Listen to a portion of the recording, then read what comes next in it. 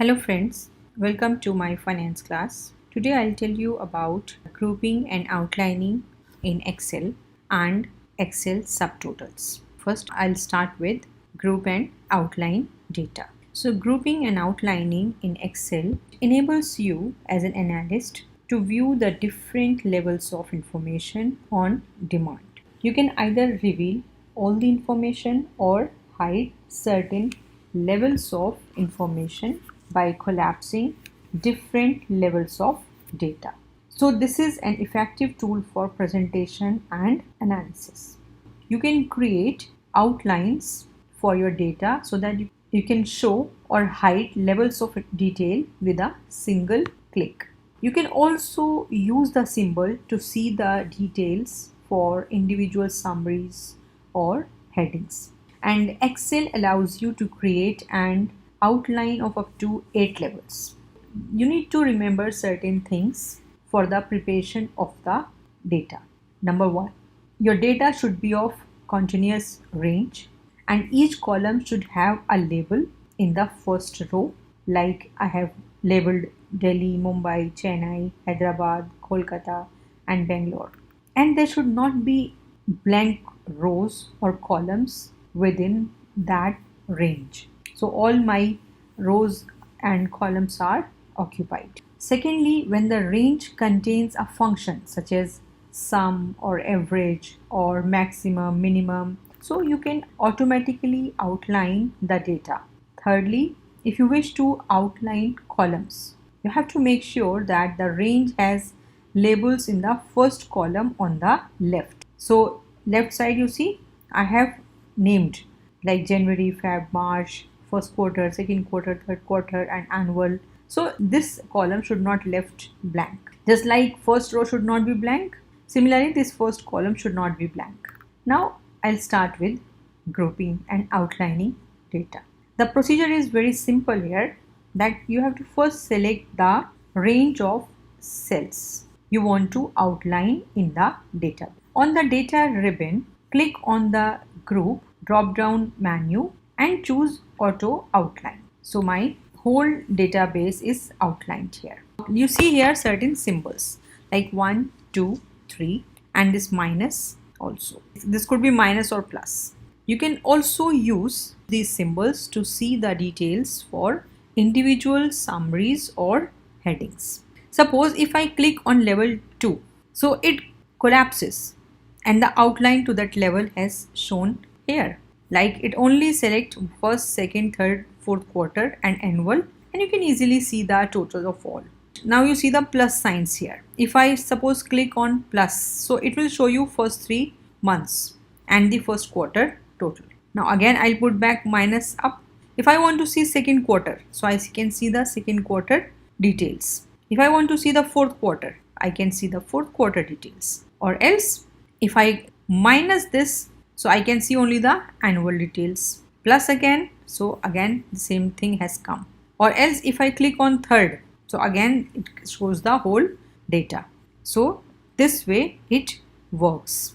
So if you want to expand the group and show some of the details, you have to click on minus like this one.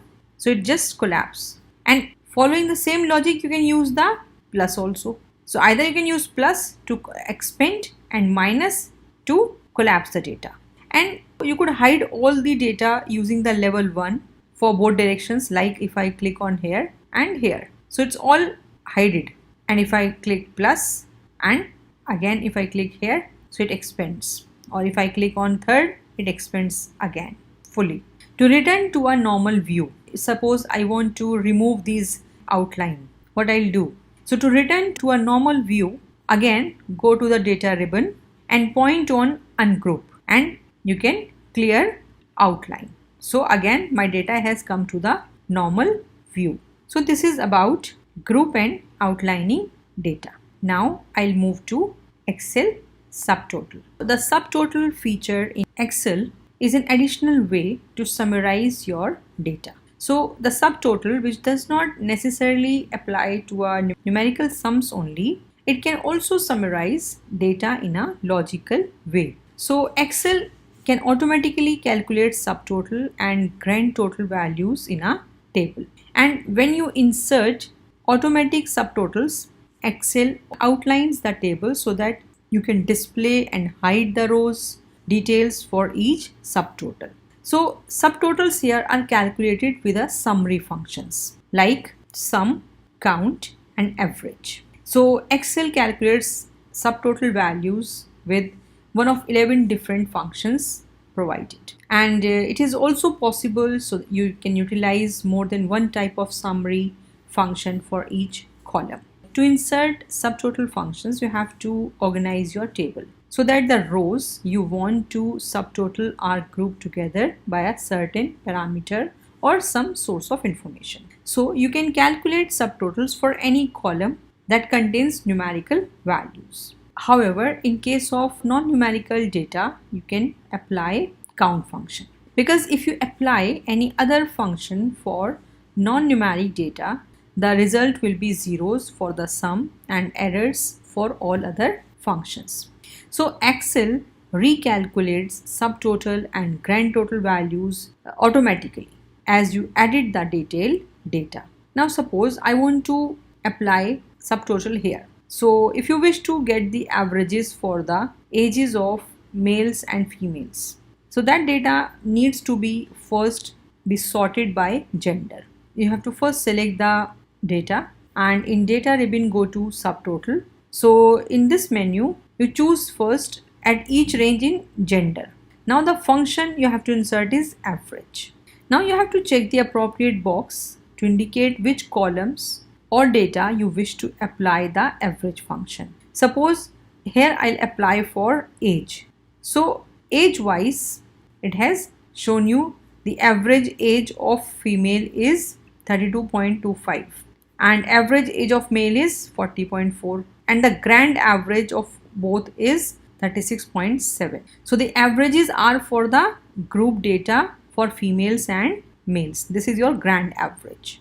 You can see how data is grouped and outlined here. So again you see 1, 2, 3 are giving. So if I click on 2, you see the short version, that is female average, male average, grand average. If I click on first, you see only the grand average. So I again plus to expand, then plus to expand. You can see only for females here. If I click on second plus, you can see for males also. So this way it works. Now again I want to add some more features. So first I'll remove the subtotals. I select the cells, I go to subtotal and remove all. So my data has come to the normal view.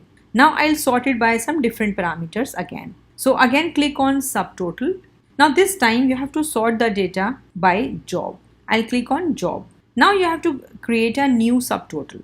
This time you have to choose the maximum function for both age and seniority. Click OK and see the results. So job wise and seniority wise. So if I click on 2, job wise, seniority wise and age wise data is displayed here. If I click on +1, I can see only for females, job, seniority and age. Now one more important thing here is when data is grouped or filtered. As you see, most of the rows are hidden. If you attempt to copy the data and paste it somewhere else, the complete data set will be pasted, including the hidden data. For this, what you really want to do is you want to copy only the visible data. To solve this problem, you need to copy the visible cells only. So how you will copy the visible cells? Suppose I want to copy only these ranges. You see here find and select function. In this you just go to special.